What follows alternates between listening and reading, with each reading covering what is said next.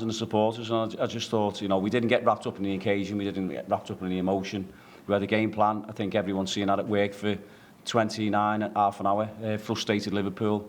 I think a bit more quality is going forwards at times, and that lady luck or the magic that you get in the cup, it just didn't have it to start off with. But to concede from our free kick was a little bit disappointing, but at the same time, we're playing against world-class players, and from one box to another box, they're there in a flash, and then you're getting jotted on the end of things. So that was disappointing. Wanted to see reaction, got the reaction that I wanted to see, and then again another world-class player just pops up, and Trent Alexander, and puts one in the top corner. So you've just got to take your medicine and regroup at half time. That first goal was probably the first time you got out of shape in the first half, wasn't it? And then the second half, Josh obviously hits the bar. Donald Love has a great chance with a header as well. I sense then there's a bit of a feeling that maybe what could have been. Yeah, exactly that. And that's what we wanted. We wanted just moments in the game where maybe we could just exploit, or capitalise on. And they moments that we had, as you said, we didn't. So, but there were nearly moments. It got the fans off the seats. It got us jumping in the dugout. So, we just had to just go again. We got into half time just to regroup, make a couple of changes, and I thought we started the second half a bit, positive.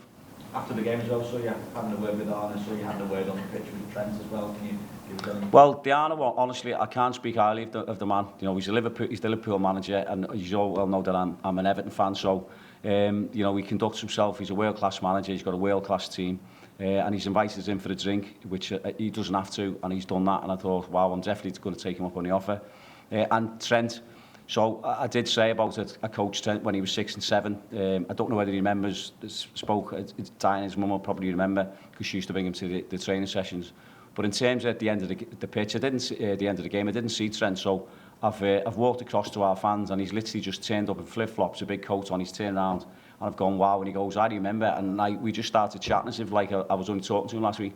He's such a wonderful and, humble guy, you know what I mean? He's a top player, isn't he, as you well know, but to do that and show the class that he is. The lads were a bit quicker than you to, one of the lads to get his shirt anyway, you didn't have a chance. No, Vin, well, to be honest, mate, I was never going to ask for anyone's shirt, because I haven't played the game, so that's on them, and they've got memories, our players now, for the rest of their lives, and I've just said to them in the dressing room, this is what you want, this is where you want to be, this is the younger players to aspire to get to this level if you can, but it takes a lot of hard work.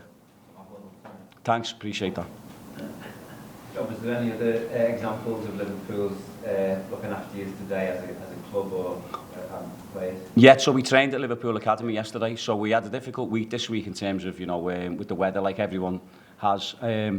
We've done different things. We've been indoors, we've done yoga. We got a soccer dome, that we rented out. And Liverpool, offered us their indoor facility yesterday in Kirby, which, ironically enough, I obviously grew up in Kirby, so I moved from Liverpool when I was 4 or 5, and to work at the academy and then to go back and just see how much advance it's kicked on.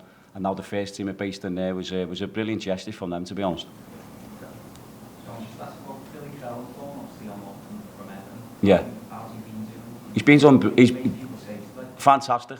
So disappointing, but so he's made a great save, and I think was it Dan's got the rebounds and knocked the rebounds in, and then Chiesa. I mean these names that I mentioned, Chiesa, like putting one in the bottom corner. Billy's nearly got there, but Billy's done great for us since he's come in. He's a fantastic player, and he's got a great, fantastic attitude, and he's had a couple of clean sheets in the league for us, and he's doing really well for us. John, just a word on the support. It was great to see.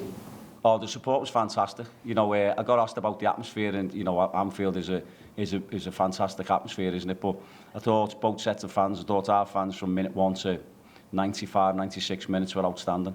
And I wanted them to give the best version of themselves today, and I think they've done that. And I think the Liverpool fans giving us a standing ovation, well, if you like, a clap off coming off the pitch, summed it up, summed the efforts that we all put in, the way we went about it. And yeah, it was 4-0, but it doesn't feel like a 4-0. So I couldn't thank the fans highly.